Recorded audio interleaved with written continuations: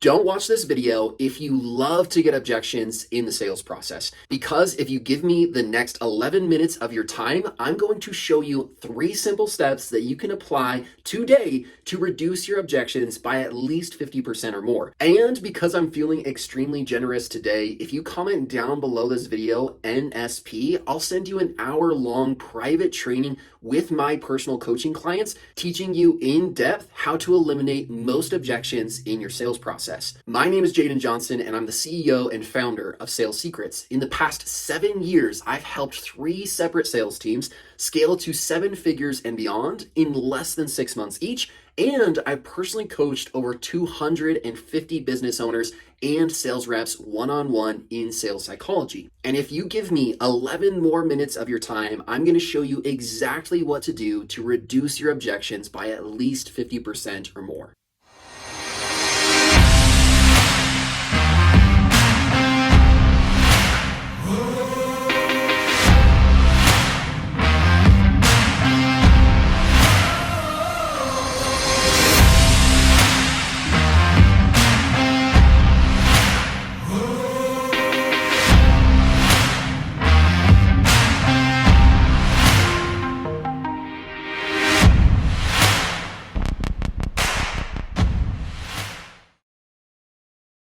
All right, welcome back, everybody. Let's go ahead and dive into today's training, which is how to cut down your objections by 50% or more. Now, specifically, I want to make sure that we actually cover the 3 steps that you can implement today to reduce your objections by at least 50% or more. So these are going to be action steps that you can actually implement today. None of this is theory. All of this has been proven and tested over the past 7 years of helping over 250 sales reps and business owners in sales and scaling 3 separate sales teams to 7 figures or more in less than 6 months each. So with that being said, guys, let's go ahead and jump right into step number 1. So step number 1, what you actually want to start doing is implement what I like to call neutral language. Now, what is neutral language? Neutral language is changing our language from aggressive language and overly confident or certain language to just neutral language. It's not negative, but it's also not positive. So when it comes to implementing neutral language, what's the big reason why this actually works? Well, the reason it works is because human beings hate to be controlled. Now, if you've ever felt like that before, I'm sure you could agree with me. If you've ever had that feeling where someone else or something else is trying to control you and the decisions that you make, you're probably going to resist that force in your life. It's the same exact thing when it comes to our sales process. Well, the reason why this actually happens and the reason why neutral language works is because within the human brain, there's actually 2 parts. The outside of our brain is called the neocortex, and the inside of our brain is called the limbic brain. Now, within the limbic brain, all of us have what's called that fight or flight response. So we can call that F and F, right? So the fight or flight response. With that fight or flight response, what happens is when other people use aggressive or overly confident or overly certain language in the sales process, what it causes us to do is start to build a wall between us and the person who is trying to control us. So whenever sales reps or you use aggressive language, it causes your prospect to build up this wall to create a barrier between you and them. And that's just because of the natural response that comes from the limbic brain. So how do we actually implement this? I'm going to give you guys a few examples so you know how to make this shift in your sales process. One of the many things that you could potentially be saying is you have to buy this, right? So when you're speaking to your prospects, you're using language like you have to buy this. Well, the simple shift and what you would start doing is you would use neutral language and you might say, this might be a good solution for you. Here's another example. Our product or service is the best in the market. Now, first of all, how many sales reps are out there thinking that and saying that? Probably the majority of sales reps, and that's what I've experienced as a sales coach and as a sales trainer and as a sales professional within the past 7 years. Most sales reps are thinking this and saying this, and it's causing your prospect to throw up their guard and have that fight or flight response. So how do we fix that? Well, you could shift it to, I'd like to ask some more questions to see if this would help you or to see if this might help you, right? So once again, we're using neutral language to take the pressure off the prospect and allow us to get into the sales process. The next one, this is a really bad mistake that a lot of sales reps are doing. I even used to do this in the past before I learned the importance of human psychology. You might be saying, by the end of today's call, can you give me a yes or no decision? What happens when you use this language or force them to make a yes or no decision is it causes them to throw their guard up, it ruins your rapport, and it makes it very, very hard for you to navigate the sales process. So instead, this is actually how I like to introduce my sales calls. But what I would say is typically what we like to do on this call is take a look at what you've done in the past, as well as what you're looking for now.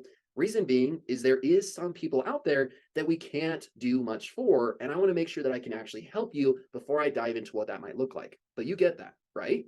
So this simple shift is going to allow them to open up, allow you to get into the sales process, and allow you to ask questions that convince themselves that this is what they want to do moving forward. And that is shift number one and the first step that you want to take. But let's talk about step number two. This guy right here, his name is Socrates. And step number two is using what we call Socratic selling questions.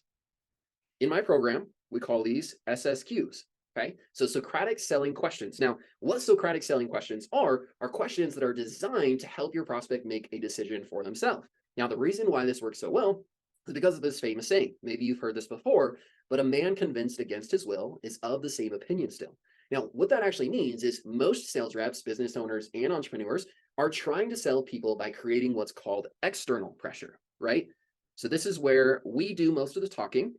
This is where we have tactics and strategies that cause pressure from the external environment of our prospects to get them to take action.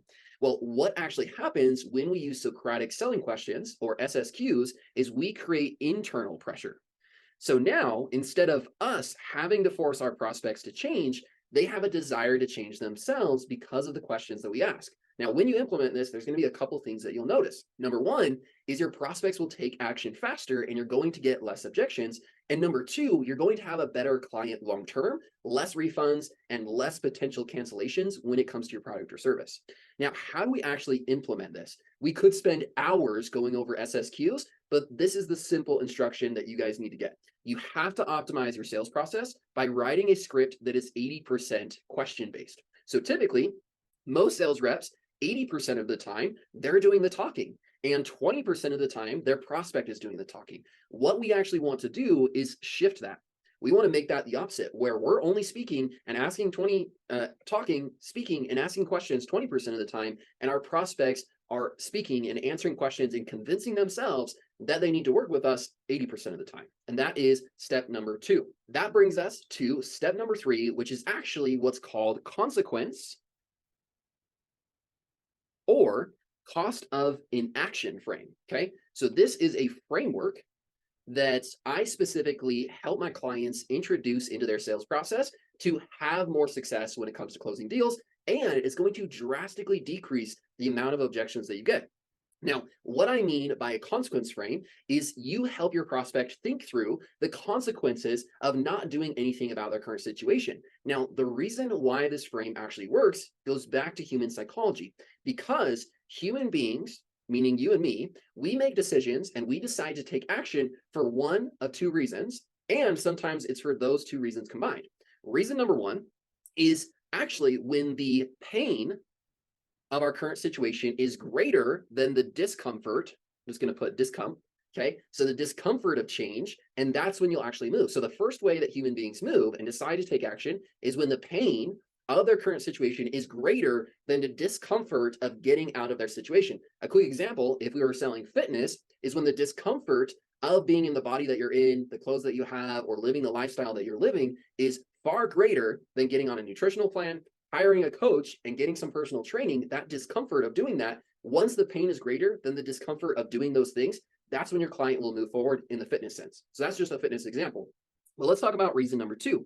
Reason number two is when the pleasure, okay, so the opposite of pain, when the pleasure of achieving your goal is greater than, and that's a typo there, is greater than the discomfort, once again, of change, that's when you'll move.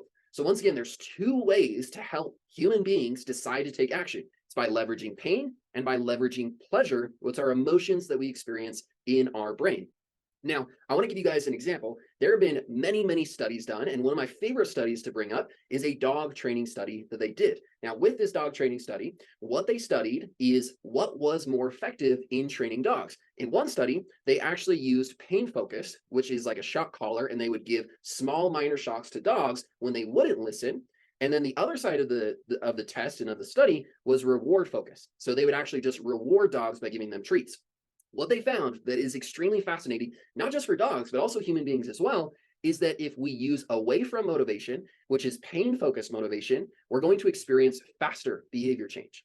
If we use towards motivation, which is reward focused motivation, we're going to experience slower behavior change, but it's going to be longer lasting. Now, I don't know about you, but if you're a sales rep, a business owner, or an entrepreneur, you probably want your prospects to take action now, and you want your prospects to take action later. So we want to incorporate pain and pleasure or that reward into our sales process. The way that we do that is by having a goal or outcome focused part of our process. But today I want to focus on having a consequence or a cost of inaction frame within your process. So this is how you would implement this.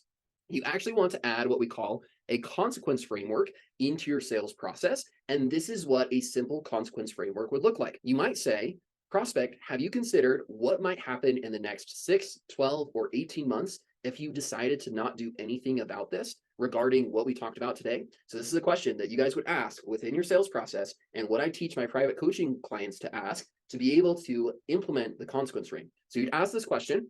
More often than not, you're going to get this response. They're going to say, no, I actually haven't spent any time thinking about that. And then you can dive into that with them. Well, if we were to spend some time thinking about that now, what do you think that might look like for you?